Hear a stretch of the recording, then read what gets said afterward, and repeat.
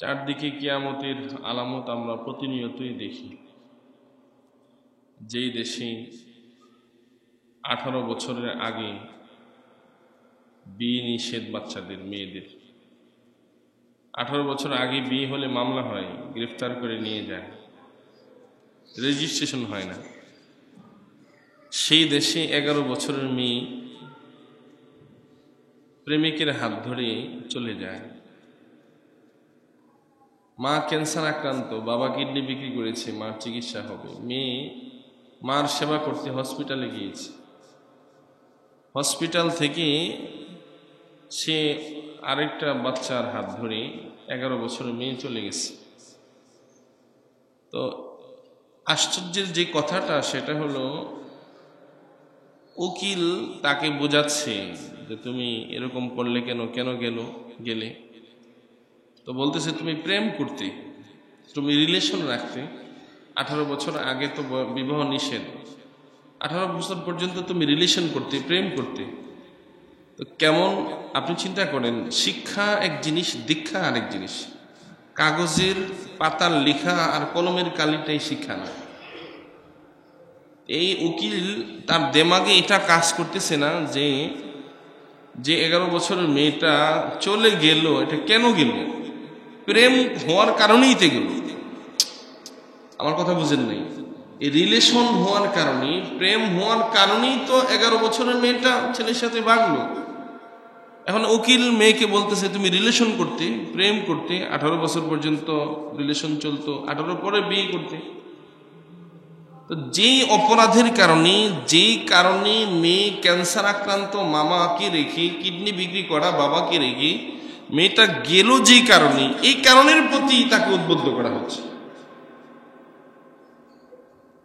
নাউযুবিল্লাহি মিন যালিক। এটা তার দিমাগে কাজ করতেছে না যে মেয়েটা তো রিলেশনের কারণে, প্রেম হওয়ার কারণেই গেল, অন্য ছেলে মেয়ে তো গেল না, আর সেই কারণের উপরে তাকে উদ্বুদ্ধ করা হচ্ছে। আজকে যদি এই দেশে এই বাল্য বিবাহের আইন এত করা না হতো, প্রাপ্ত বয়স্ক বয়স্কা হওয়ার পর শরীয়ত তো নাবালেগ এর বিয়েও জায়েজ, প্রাপ্ত বয়স্কা হওয়ার পর স্বামীর ঘরে যাবে, বিয়ে জায়েজ হয়ে যায়। হালাল বিয়েকে যদি রাষ্ট্রে, সমাজে সহজ করা হতো, তাহলে অবৈধ রিলেশন, অবৈধ দুর্ঘটনা সমাজে এত ঘটতো না। আল্লাহ আমাদের হেফাজত করুক, সবাই বলে আমিন। অহরহ এমন ঘটনা ঘটতেছে, আর পর্দার বিধান না থাকার কারণে, সহশিক্ষার কারণে, অবাধে মেলামেশার কারণে, দেখা সাক্ষাৎ হওয়ার কারণে এরকম ঘটনা বেশি ঘটতেছে।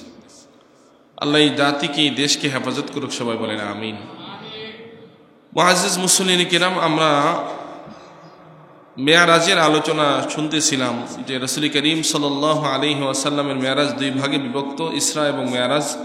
মক্কা থেকে বাইতুল আকসা পর্যন্ত সফর কি ইসরা বলে, বাইতুল আকসা থেকে ঊর্ধ্বগমন কি মেয়ারাজ বলে।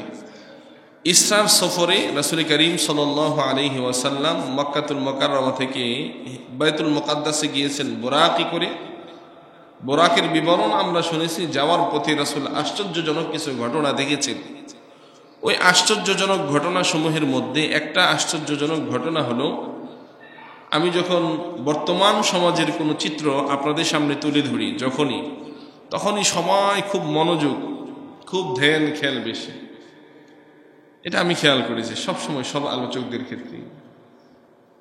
রাসূল করিম সাল্লাল্লাহু আলাইহি ওয়াসাল্লাম জমিনের ভ্রমণ যখন বোরাকি করেছেন, তখন অলৌকিক কিছু ঘটনা দেখেছেন, জাহান্নামের বিবরণ দেখেছেন। জমিনে রাসূল জাহান্নাম দেখেছেন, আসমানে রাসূল জান্নাত দেখেছেন।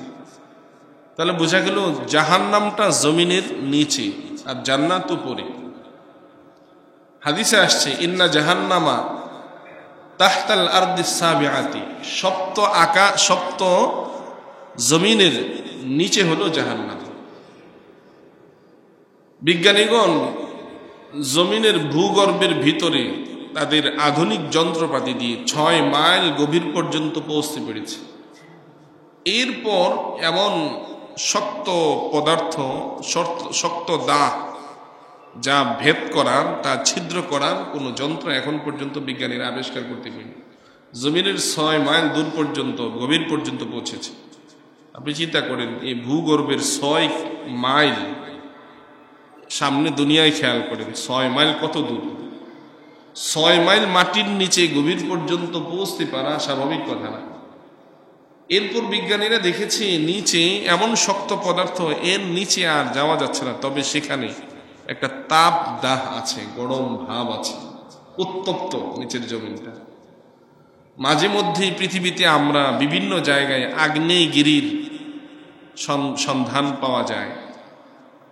কাদা মাটি পানি ভেদ করে গভীর গভীর জমিনের নিচ থেকে আগ্নেয়গিরি, অগ্নিস্ফুলিঙ্গ বের হচ্ছে, মাটি ফেটে মাটি আগুন হয়ে আছে, লোহা গরম হয়ে আগুন হয়ে যাবে।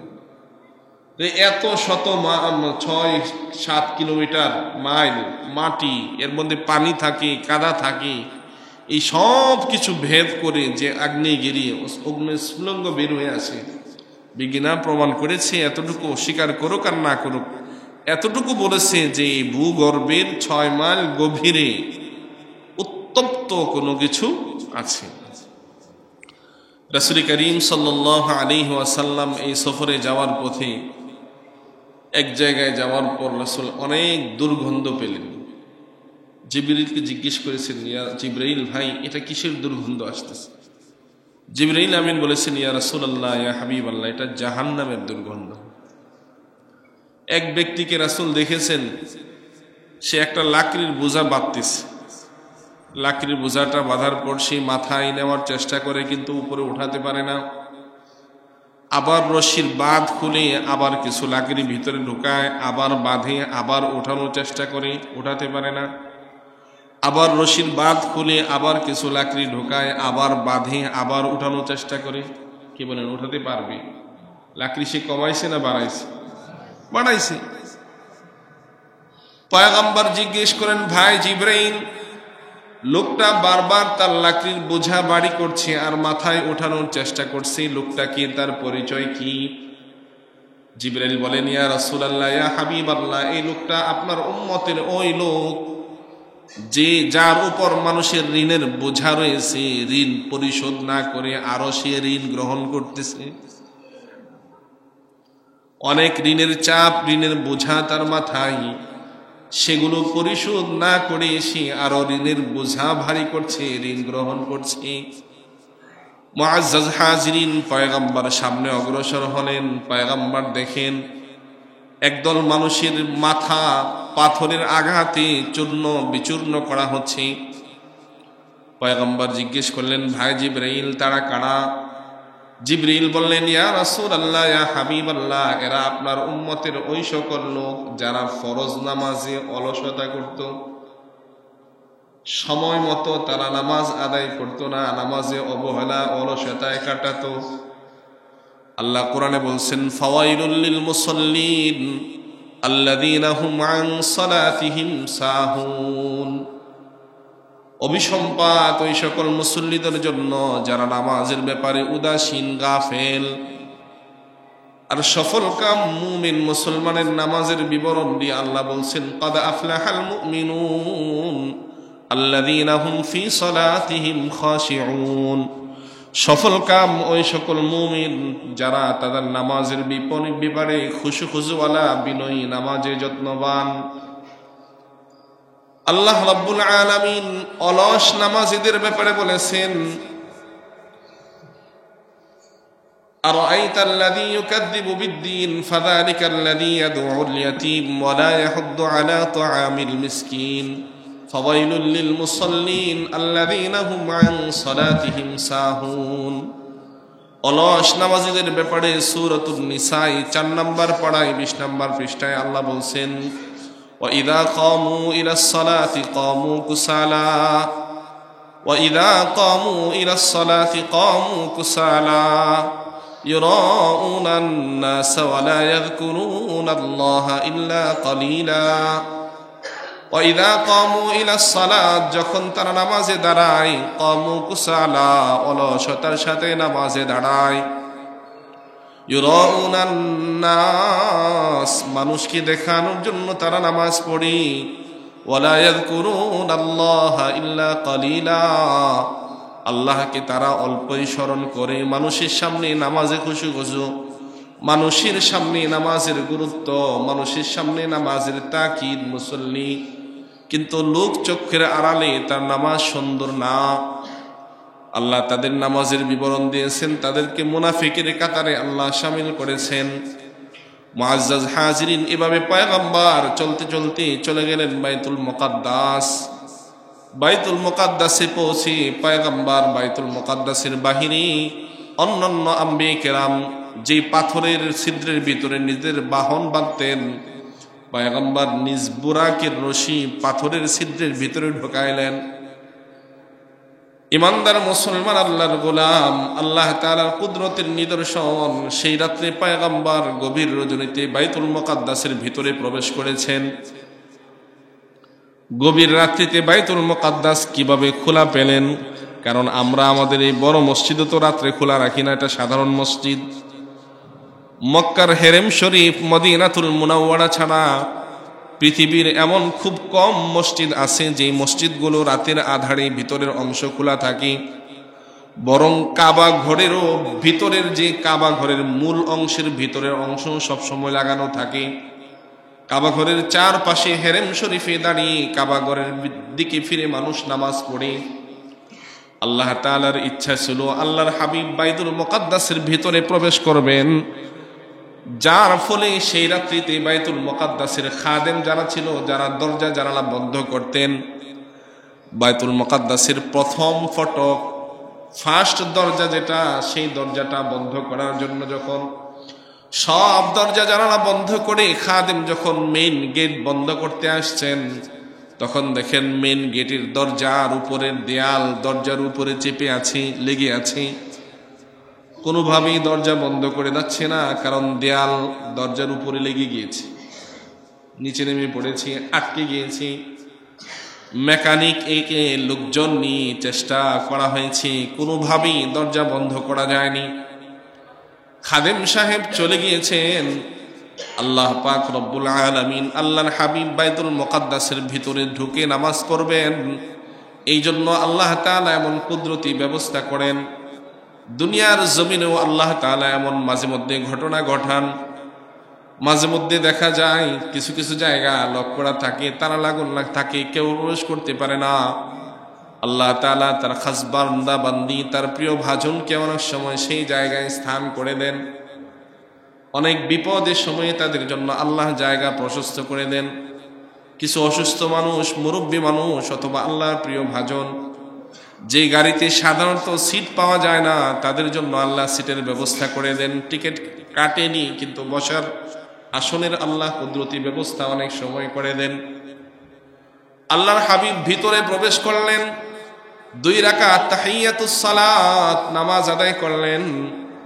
পয়গম্বর নামাজ আদায় করে বাহিরে বের হয়ে দেখেন আদম আলা নবীনা আলাইহিস সালাতু ওয়াস সালাম থেকে শুরু করে ঈসা আলাইহিস সালাতু ওয়াস সালাম পর্যন্ত 1 লক্ষ অথবা 2,24,000 পয়গম্বর আল্লাহর হাবিব মুহাম্মদুর রাসূলুল্লাহকে স্বাগত ইস্তেকবাল জানানোর জন্য অপেক্ষা করতেছি।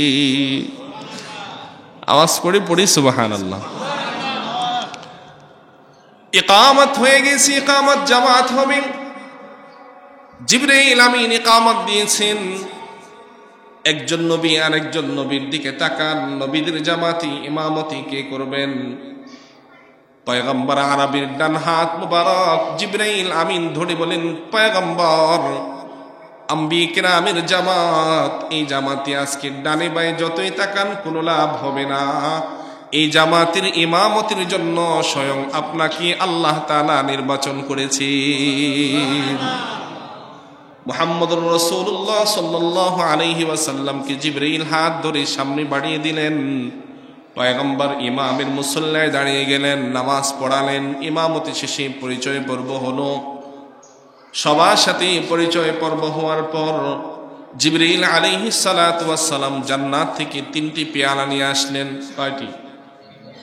একটা পেয়ালায় মধু, অন্য বর্ণনায় দুধ, আরেক পেয়ালায় পানি, আরেক পেয়ালায় শরাব, 3 পেয়ালায় পয়গম্বরের সামনে পেশ করা হলো। এখন পয়গম্বর উপরের দিকে যাবেন, ঊর্ধ্বগমনে যাবেন।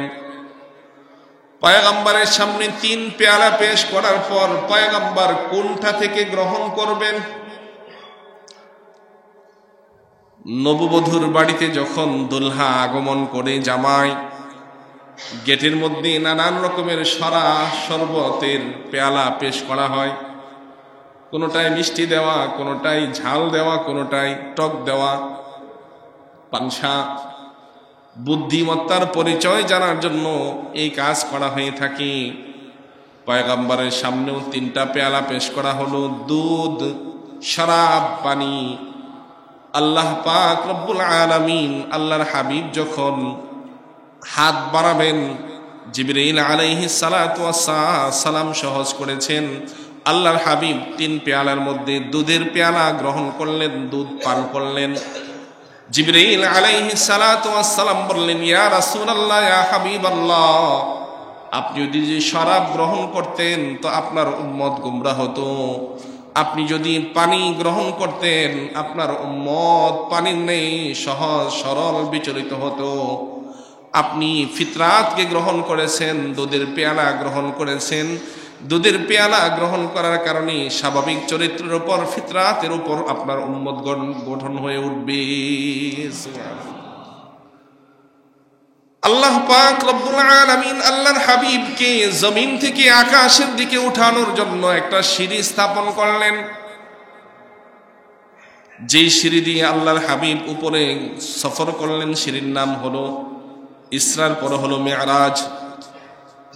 মেরাজের আরেক অর্থ হলো চলন্ত সিঁড়ি।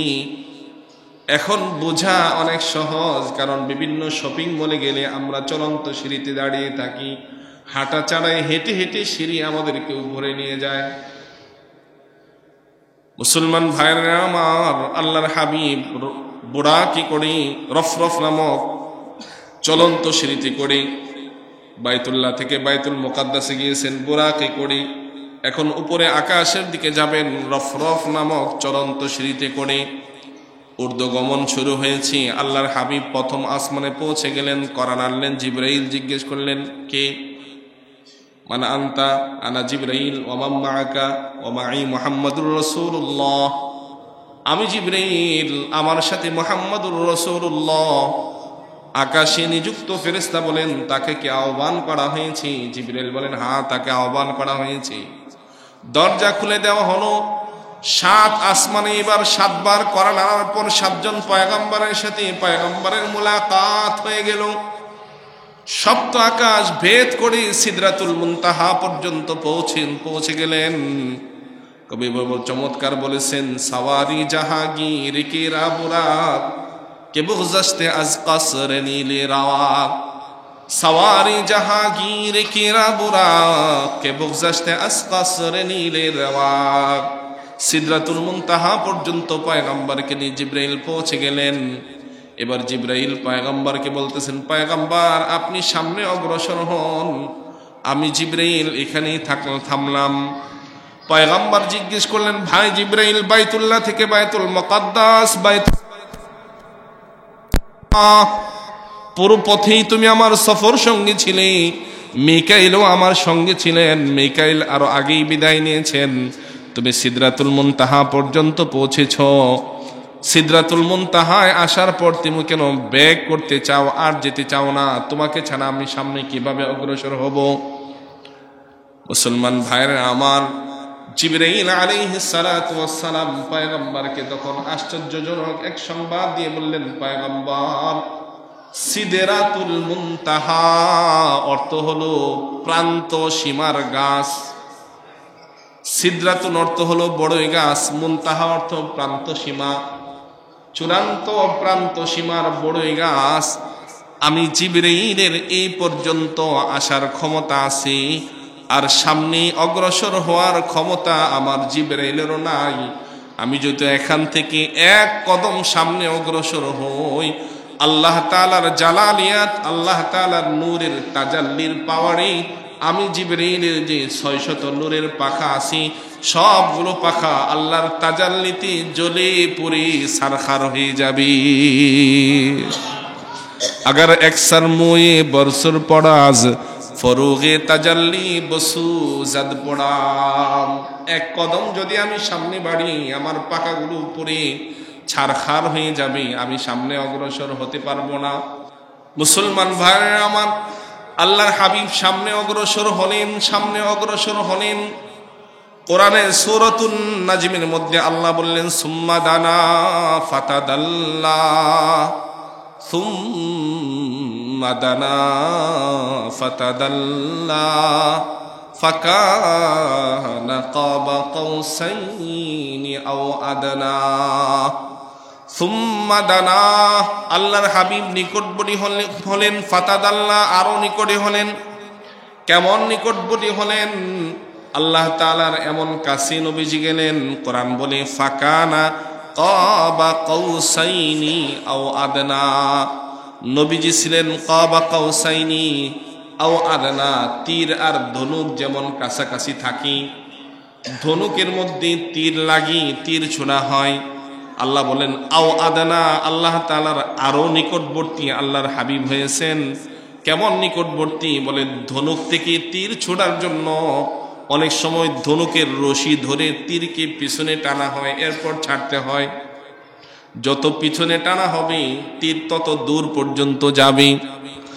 আল্লাহ কোরআনের ভাষায় বলেন ফাকানা কাবা কাউসাইনি আও আদনা, তীর আর ধনুক যেমন নিকটবর্তী, আও আদনা, আল্লাহর হাবিব আমাদের নবী মুহাম্মদুর রাসূলুল্লাহ আল্লাহ তাআলার এর চেয়ে আরো বেশি নিকটবর্তী হয়েছে।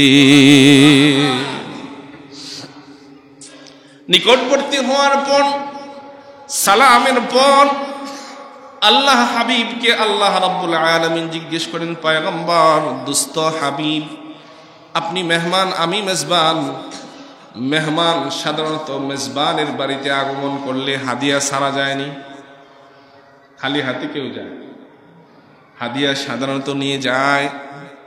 পয়গম্বরকে জিজ্ঞেস করেন, পয়গম্বর আপনি আমার দরবারে আসছেন, দোস্ত কি হাদিয়া নিয়ে আসছেন? আল্লাহু আকবার বলেন। আল্লাহর হাবিব সাল্লাল্লাহু আলাইহি ওয়াসাল্লাম আল্লাহ তাআলাকে বলেন, আল্লাহ আপনি খালেক, আমি মাখলুক, আপনি আল্লাহ, আমি বান্দা, আমি আপনার দরবারে কি হাদিয়া পেশ করব? তবে আমি আপনাকে এতটুকু হাদিয়ার সম্মানার্থে আমি পড়তেছি। নবীজি পড়লেন আত্তাহিয়াতু লিল্লাহি ওয়াসসালাওয়াতু ওয়াত-তাইয়্যিবাত। নামাজে দ্বিতীয় এবং তৃতীয় বৈঠকে আমরা যে তাহিয়াত পড়ি, নামাজকে যে মুমিনের মেরাজ বলা হয়, মুমিন মুসলমান খুব ভালোভাবে বুঝেন যে তাহিয়াত তাশাহুদ নামাজের মধ্যে পড়া ওয়াজিব। এই তাশাহুদ আমরা কোথায় পেলাম, কোত্থেকে আসলো? নবীজি বললেন আত্তাহিয়াতু, সকল পবিত্রতা, লিল্লাহ আল্লাহ তাআলার জন্য, ওয়াসসালাওয়াত সকল সালাত নামাজ সব প্রশংসা আল্লাহ তাআলার জন্য, ওয়াত-তাইয়্যিবাত সকল পৌত পবিত্রতা আল্লাহ তাআলার জন্য। এই তিন সম্ভাষণ আল্লাহ তাআলার সামনে পয়গম্বর করার পর আল্লাহ পাকের দরবারে চারদিকেই ফেরেশতারা ঘিরে রেখেছেন। বাইতুল মামুরের ফেরেশতা, আকাশে নিযুক্ত ফেরেশতা। আল্লাহ তাআলা বললেন আসসালামু আলাইকা আইয়ুহান নাবিয়্যু ওয়া রাহমাতুল্লাহি ওয়া বারাকাতুহু। মুসলমান ভাইরা আমার, আমরা পরস্পর মুমিন মুসলমান একে অন্যের মোলাকাতে সালাম আদান প্রদান করি। সালামটাও কোথায় থেকে কিভাবে আসলো একটু গভীরভাবে লক্ষ্য করেন। নবী যখন তিনটা হাদিয়া আল্লাহর কাছে পেশ করলেন, আল্লাহ তাআলা নবীকে প্রথমেই তিনটা হাদিয়া দিলেন। নবীকে আল্লাহ বললেন আসসালামু আলাইকা, ও নবী আপনার উপর শান্তি বর্ষিত হোক, ওয়া রাহমাতুল্লাহ আল্লাহর রহমত বর্ষিত হোক, ওয়া বারাকাতুহু বরকত বর্ষিত হোক। আল্লাহ তাআলা স্বয়ং আল্লাহর হাবিবের উপর 3 দোয়া পড়লেন, শান্তি আপনার উপর বর্ষিত হোক, রহমত বর্ষিত হোক, বরকত বর্ষিত হোক। এই আল্লাহ যে সালাম, শান্তি, রহমত, বরকতের বার্তা আল্লাহর দোস্তকে কাছে নিয়ে দিলেন, সেই শান্তি, রহমত আর বরকতের বার্তাই এক মুসলমান আরেক মুসলমানের সাক্ষাতে দিয়ে থাকে, আসসালামু আলাইকুম ওয়া রাহমাতুল্লাহি ওয়া বারাকাতুহু। মুসলমান ভাইরা আমার, আল্লাহর সামনে পেশ করলেন পয়গম্বর, পয়গম্বরের সামনে পেশ করলেন আল্লাহ। এবার চারদিকে সব ফেরেশতারা দাঁড়ানো। আল্লাহর খাস ফেরেশতারা, তারা কোন সকল ফেরেশতা? যেখানে জিবরাইল পৌঁছতে পারেন না।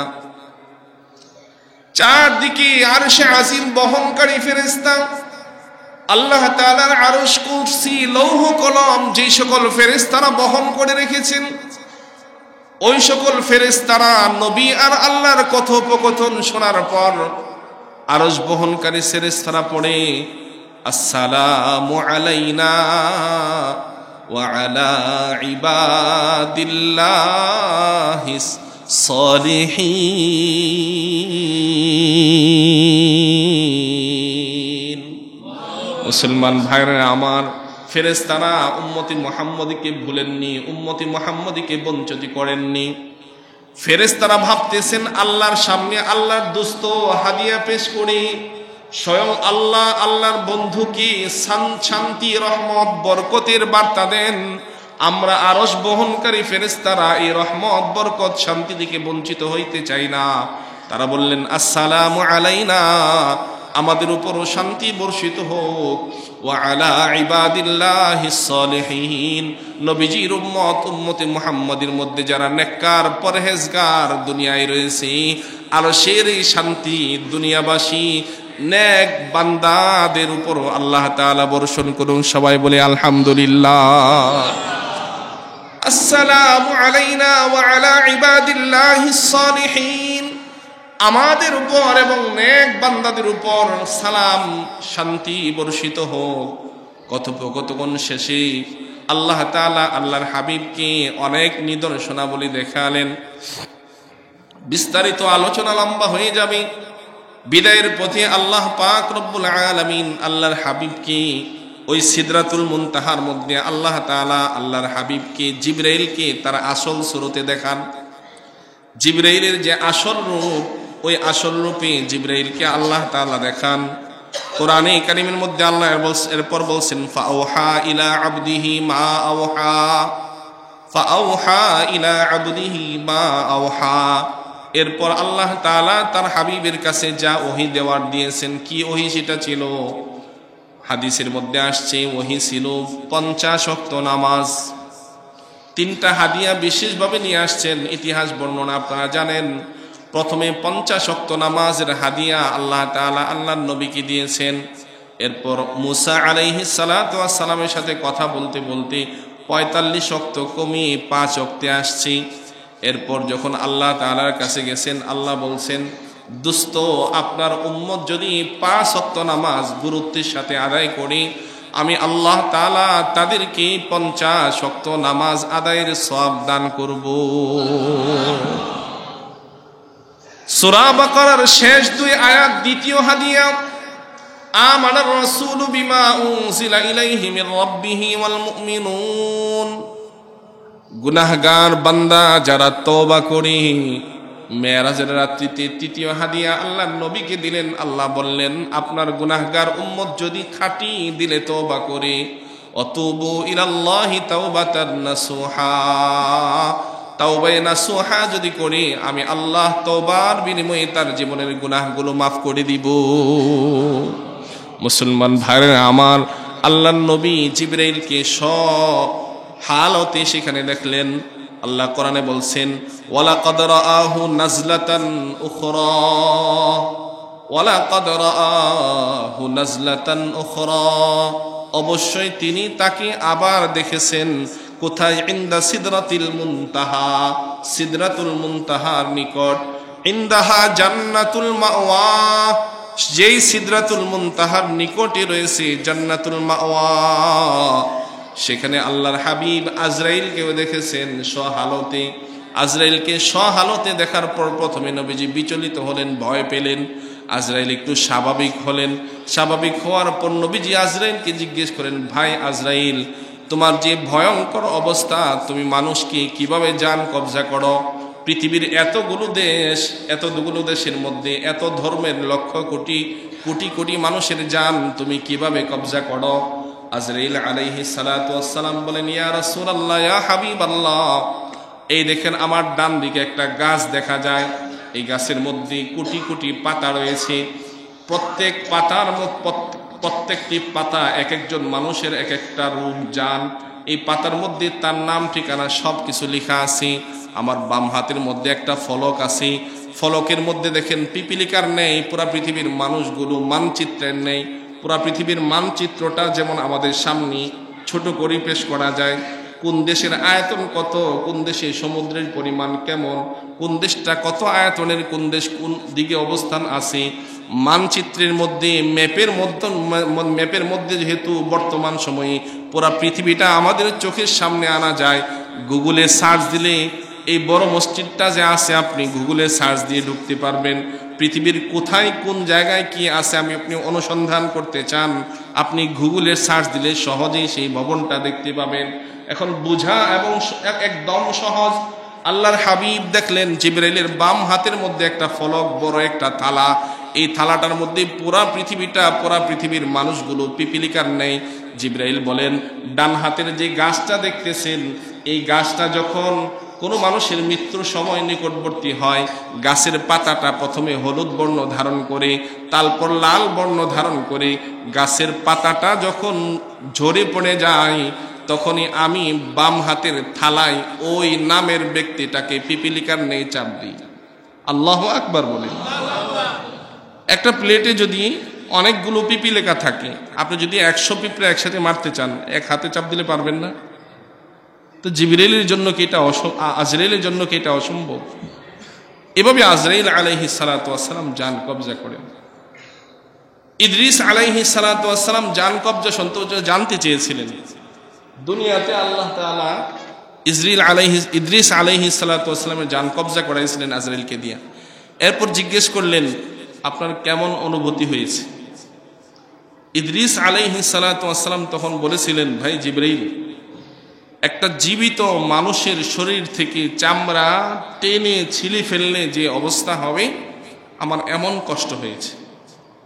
আজরাইল আলাইহিস সালাতু ওয়াস সালাম তখন ইদ্রিস আলাইহিস সালাতু ওয়াস সালামকে বলেছিলেন, ইদ্রিস পয়গম্বর, এই পৃথিবীতে আপনার চেয়ে এত আরামে সহজে আর কারো জান আমি কবজা করি নাই। আল্লাহু আকবার। এটাই যদি এমন কষ্ট হয়। নবীজি তখন শুনে বিচলিত হলেন।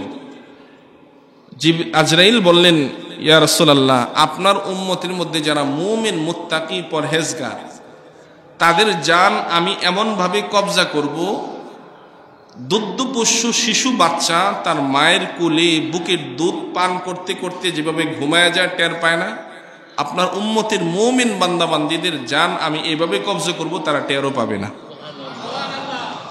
আল্লাহ তাআলা আমাদের মৃত্যুটা শেষটা যেমন সুন্দর করেন, সবাই বলে আমিন।